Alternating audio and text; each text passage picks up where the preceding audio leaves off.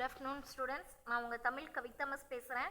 இன்றைக்கி நம்ம பார்க்க போகிறது 8ஆம் வகுப்பு இயல் 5ல் உள்ள நாட்டுப்புற கைவினை கலைகள் அப்படிங்கிற உரைநடையை தான் இன்றைக்கி நம்ம பார்க்க போகிறோம்.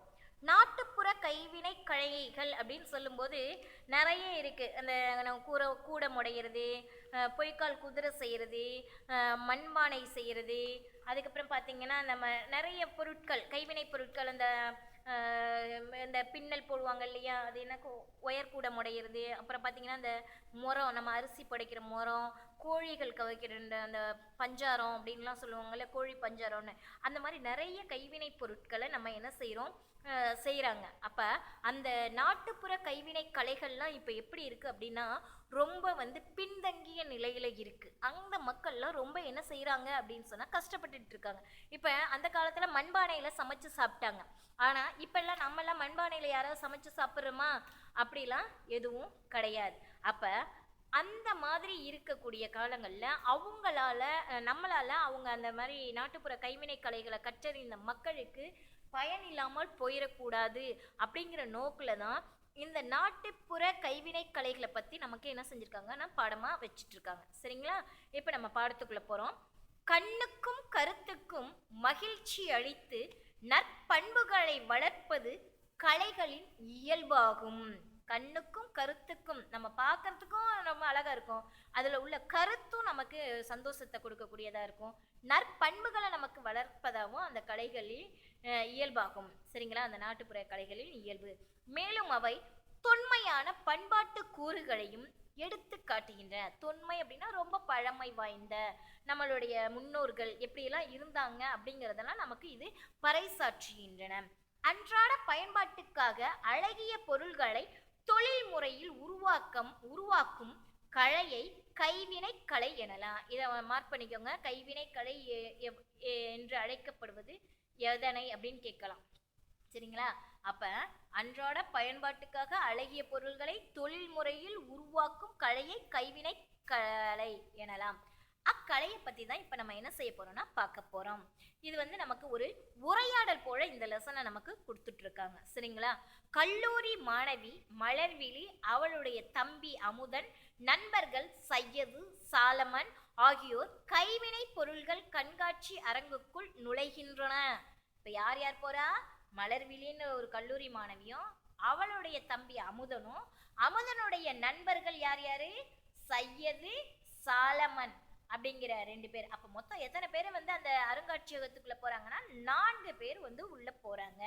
அப்ப அமுதன் கேட்கிறான், அடே அப்பா, எத்தனை அரங்குகள், எவ்வளவு அழகான பொருட்கள், எவ்வளவு அழகா வரிசைப்படுத்தி காட்சிப்படுத்தி வச்சிருக்காங்க அப்படின்னு சொல்லி அமுதன் கேட்கிறான். அதுக்கு சையது, எல்லாவற்றையும் ஓடி ஓடி பார்க்க வேண்டும் என்று தோன்றுகிறது. அது எல்லாத்தையும் ஒவ்வொரு இதா போய் ஓடி ஓடி பார்த்து ரசிக்கணும் அப்படின்னு தோணுதுடா எனக்கு அப்படின்னு யார் சொல்றா? சையது சொல்றான். உடனே மலர்விழி, அவசரம் வேண்டாம், ஒவ்வொன்றாக பார்க்கலாம். இதோ இந்த மண்பாண்ட அரங்கை முதலில் பார்ப்போம். அப்ப மலர்விழி என்ன சொல்றா? அவசரமே வேண்டாம், இன்னைக்கு முழுசா இருந்து நம்ம என்ன செஞ்சுட்டு போகலாம், எல்லாத்தையும் பார்த்து ரசிச்சுட்டு போகலாம் அப்படின்னு சொல்லிட்டு ஃபர்ஸ்ட் அவங்க எங்க போறாங்க அப்படின்னா மண்பாண்டங்கள் அரங்கத்திற்கு செல்றாங்க. பொறுப்பாளர், உலகின் பழமையான கலைகளுள் ஒன்றாகிய மண்பாண்ட கலை அரங்கு உங்களை வரவேற்கிறது அப்படின்னு சொல்லி ஒரு போர்டு அங்க வச்சு பொறுப்பாளர் கூப்பிடுறாரு. சாலமன், என்ன உலகின் பழமையான கலைகளுள் ஒன்றா அப்படின்னு சொல்லி கேட்கிறான். மண்பாண்டங்கள் இப்ப அரிதாகி போச்சா, அதனாலதான் பழமையான கலைகளுள் ஒன்றுன்னு சொல்றாங்களா அப்படின்னு கேட்கிறான். உடனே பொறுப்பாளர், ஆமாம், மிகவும் பழமையான கைவினை கலைகளுள் ஒன்று மண்பாண்ட கலை. சிந்து சமவெளி அகழாய்வில் பானை ஓடுகள் கிடைத்துள்ளன என்பதை படித்திருப்பீர்களே. தமிழ்நாட்டில் ஆதிச்சநல்லூரில் முதுமக்கள் தாளிகள் கிடைத்துள்ளன. நாகை மாவட்டம் செம்பியன் கண்டியூரில் கலையழகு மிகுந்த மண்கலங்கள் கண்டுபிடிக்கப்பட்டன. மதுரைக்கு அருகில் உள்ள கீழடியில் ஏராளமான சுடுமண் பொருட்கள் கிடைத்துள்ளன. இவை எல்லாம் தமிழருக்கும் மண்பாண்ட கலைக்கும் உள்ள தொடர்பை காட்டும் சான்றுகள் ஆகும். இந்த லைனை, இந்த பேராகிராஃப் அப்படியே அண்டர்லைன் பண்ணிக்கோங்க. எங்க எது கண்டுபிடிக்கப்பட்டது அப்படின்னு கேட்கலாம். 2 மார்க் கொஸ்டின் கேட்கலாம், 1 வேர்ட்லையும் கேட்கலாம். அப்படியே எல்லாத்தையும் நீங்க என்ன செஞ்சுக்கோங்க, அப்படின்னு அண்டர்லைன் பண்ணிக்கோங்க. அடுத்தது சையது சொல்லலாம். ஐயா, மண்பாண்டம் என்றால் பானை சட்டி ஆகியவை தானே?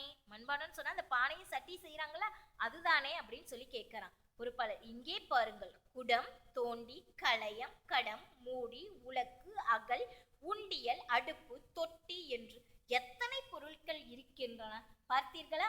இவையெல்லாம் சுத்தமான களிமண்ணால் செய்யப்பட்டவை.